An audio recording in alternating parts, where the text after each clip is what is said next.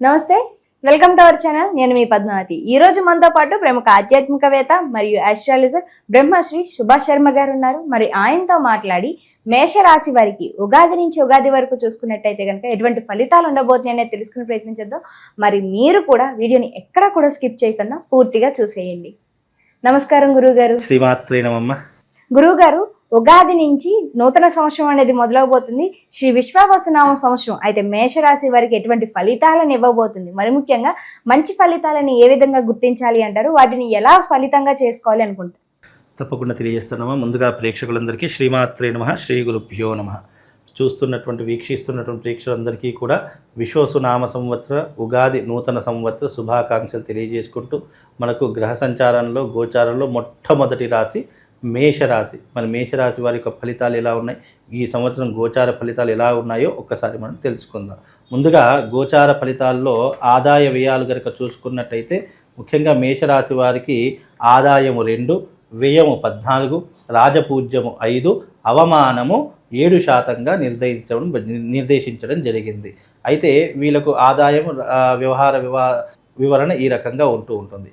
ఇక రాశి ఫలితాల్లోకి వెళితే గనక ముఖ్యంగా మొట్టమొదటి రాశి మేషరాశి కనుక ఈ మేషరాశి వారికి చూసుకుంటే గురువు 3వ స్థానంలోను, శని 12వ స్థానంలోను, రాహు కూడా 12వ స్థానంలోను, కేతు 6వ స్థానంలోను గ్రహ సంచారం అనేటటువంటిది వీళ్ళకు నడుస్తుంది.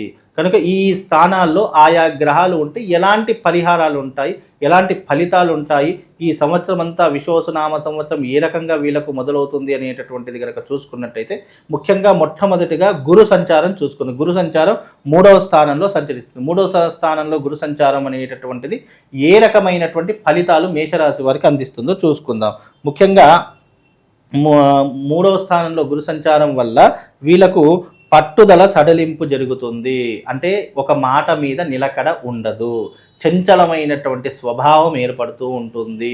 ఏదైనా పని అనుకుంటారు, వెంటనే వేరే పనిలో నిమగ్నమైపోయి ఉన్న పనిని మర్చిపోయేటటువంటి లక్షణాలు ఎక్కువగా ఈ యొక్క మేషరాశి వారికి 3వ స్థానంలో గురు సంచారం వల్ల కలుగుతుంది. అలాగే అనూహ్యమైనటువంటి ప్రమాదాలు, అంటే అనుకోకుండా జరిగేటటువంటి ప్రమాదాలు ఎక్కువయ్యేటటువంటి అవకాశము ఈ యొక్క విశ్వసునామ సంవత్సరంలో మేషరాశి వారికి కలుగుతాయి. అలాగే దారిద్ర్యము, డబ్బు కొరత ఏర్పడము, అయిన వాళ్లతో శత్రుత్వం ఏర్పడదు. చాలామంది దారిద్ర్యం అంటే కేవలము డబ్బు అనేటటువంటి మత్తులో పడిపోయి డబ్బు లేకపోతేనే దారిద్ర్యము అనుకుంటారు. దారిద్ర్యం అనేటటువంటి మనిషిని అనేక రకాలుగా కమ్మేస్తూ ఉంటుంది. ముఖ్యంగా డబ్బు లేకపోవడం దారిద్ర్యము, అప్పులు ఉండడము దారిద్ర్యము, అయిన వాళ్ళు శత్రువులుగా చూడడము దారిద్ర్యము, ప్రేమించినటువంటి వాళ్ళు దూరం చేసుకోవడము దారిద్ర్యము, అలాగే కుటుంబంలో చీటికి మాటికి గొడవలు వస్తాయనుకునేది దారిద్ర్యము. ఇన్ని రకాలైనటువంటి దారిద్రాలు మనిషి జీవితంలో ఏర్పడుతూ ఉంటాయి. కనుక ఈ సంవత్సరము ముఖ్యంగా మేషరాశి వారికి అనూహ్యమైనటువంటి ప్రమాదాలతో పాటు దారిద్ర్యం కూడా పెరిగేటటువంటి లక్షణాలు ఉన్నాయి. అలాగే వ్యవహార నాశనము, వ్యవహారము అంటే పనులు, మనం ఏ పని చేసినా కూడా అందులో నష్టము లేదా దుఃఖము, లేదు అంటే బాధ, లేదా చేసే పనిలో కార్యానుకూలత జరగకపోవడంతో దానిని మనం పక్కన పెట్టేయడము, ఇలాంటివి ఎక్కువగా చేస్తూ ఉండండి. కార్యనాశనం, మనం ఏదైనా పనికి వెళ్దామనుకుంటే అక్కడ ఆ పనే ఆగిపోయేటటువంటి లక్షణాలు ఉంటూ ఉంటాయి. కనుక ఈ సంవత్సరము మేషరాశి వారు కాస్త జాగ్రత్తగా ఉండేటటువంటి ప్రయత్నం చేసుకోవాలి. 3వ స్థానంలో గురు సంచారం వల్ల ఇలాంటి ఇబ్బందులు జరుగుతాయి. అలాగే బంధు విరోధం కూడా జరుగుతూ ఉంటుంది. అలాగే శారీరక శ్రమ పెరిగిపోతూ ఉంటుంది. ముఖ్యంగా ఈ యొక్క 3వ స్థానంలో గురు సంచారం వల్ల ఏమవుతుందంటే బంధువులతో విపరీతమైనటువంటి విరోధం పెరిగిపోతుంది. అయిన వాళ్ళతో దూరం ఏర్పడుతూ ఉంటుంది. ప్రేమించిన వాళ్ళే దూరం అయిపోయేటటువంటి లక్షణాలు ఏర్పడతాయి. అలాగే మనకు ముఖ్యంగా ఆర్థిక పరమైనటువంటి ఇబ్బందులు ఏర్పడతాయి. మనము డబ్బులు లేక ఇతరుల దగ్గర చేజాసేటటువంటి అవకాశాలు ఏర్పడతాయి.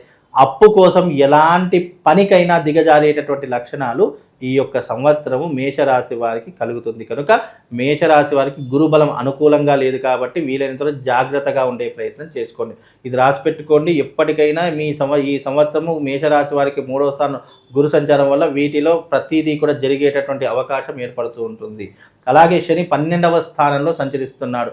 12వ స్థానము వ్యయస్థానము అని చెప్పడం జరిగింది, అంటే ఖర్చుతో కూడుకున్నటువంటి స్థానము అని చెప్పడం జరిగింది. కనుక మేషరాశి వారికి 12వ స్థానంలో శని సంచారము, అలాగే షష్టగ్రహ కూట ప్రభావం కూడా 12వ స్థానంలో ఈ యొక్క మేషరాశి వారి మీద ప్రభావం చూపిస్తుంది. కాబట్టి ఈ సంవత్సరము ధన వ్యయము, ప్రమాదములు, విచారములు, వ్యయప్రయాసలు, శ్రమ ఇవన్నీ కూడా ఈ యొక్క మేషరాశి వారికి జరిగేటటువంటి లక్షణాలు.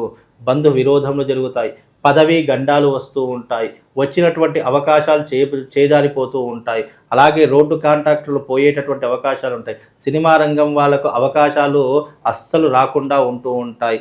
దుఃఖములు, బాధలు పెరిగేటటువంటి అవకాశములు ఉంటాయి. మనోవిచారములు పెరిగేటటువంటి అవకాశాలు ఉంటాయి.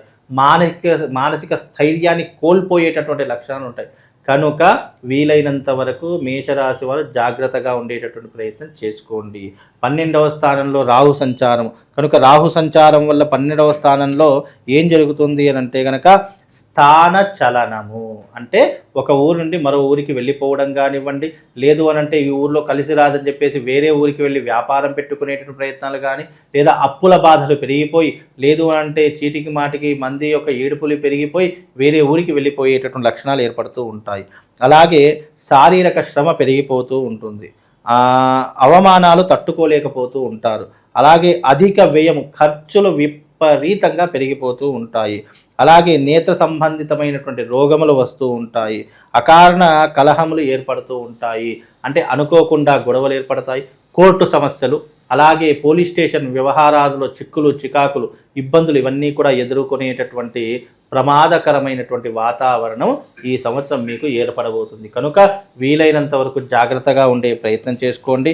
అలాగే 6వ స్థానంలో కేతు సంచారము వలన ధనదాహం పెరిగిపోతూ ఉంటుంది.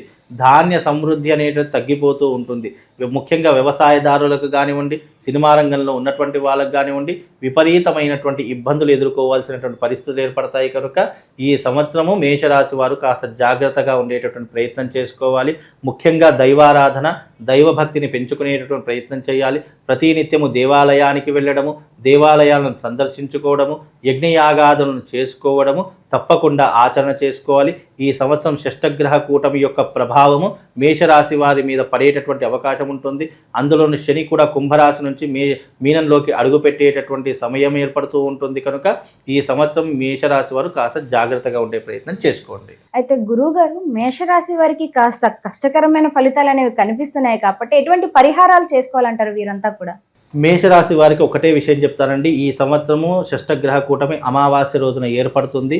ఈ అమావాస్య రోజున తప్పకుండా మేషరాశి వారు ఎవరైతే ఉన్నారో అరిష్ట నివారణ తంత్రయాగం చేయించుకోండి. ఆ రోజున గ్రహణ సమయము, రాహు మరియు రవి ఒకే రాశిలో మీన రాశిలో సంచరిస్తారు కాబట్టి ఇది గ్రహణ సమయము అని చెప్పడం జరుగుతుంది. కనుక ఈ గ్రహణ సమయంలో గోదావరి స్నానం ఆచరించడము, బాసర పుణ్యక్షేత్రంలో గోదావరి తీరంలో అరిష్ట నివారణ తంత్రయాగం సామూహికంగా చేయిస్తున్నాం కాబట్టి అందరూ రండి, అక్కడికి వచ్చి ఈ యాగం చేయించుకోండి. తప్పకుండా ఈ యాగం వల్ల మేషరాశి వారికి కొన్ని పాజిటివ్ రెస్పాన్స్ అయ్యేటటువంటి అవకాశం ఉంటుంది.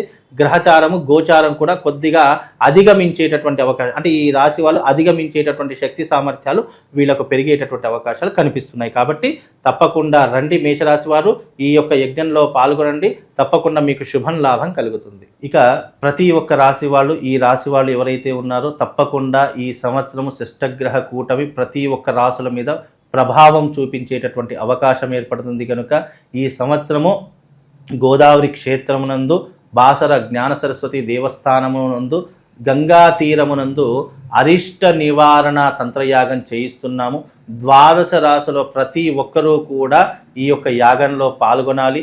రాబోయేటటువంటి షష్టగ్రహ కూటమి కొన్ని గ్రహాలకు, అలాగే గ్రహాలలో జరిగేటటువంటి వింతలకు, అలాగే మార్పులకు, ప్లానిటరీ పొజిషన్లో జరిగేటటువంటి కొన్ని గ్రహ సంచారముల యొక్క మార్పు ప్రతి ఒక్క రాశి దాని మీద ప్రభావం చూయించేటటువంటి అవకాశం ఏర్పడుతుంది. కనుక ప్రతి ఒక్కరికి కూడా ఈ సంవత్సరం విశ్వసునామ సంవత్సరము ఆనందంగా ఉండాలనుకున్నా, అలాగే చేసే వృత్తి వ్యాపారాదుల్లో లాభం చేకూరాలనుకున్నా ఈ సంవత్సరం జరిగేటటువంటి ఈ యొక్క అరిష్ట నివారణ తంత్ర యాగంలో పాల్గొనండి. ఈ యాగము తేదీ 29వ తారీఖు రోజున ఉదయం 10 గంటలకు బాసర క్షేత్రం నందు, గోదావరి క్షేత్రం నందు ఈ యాగము సామూహికంగా నిర్వహిస్తున్నాము. అందరూ రండి, ఈ యాగంలో పాల్గొని ఈ విశ్వసునామ సంవత్సరంలో ఆనందంగా సుఖంగా ఉండేలా మీ జీవితాన్ని మలుచుకోండి. శ్రీమాత్రే నమః. శ్రీ గురుభ్యో నమః.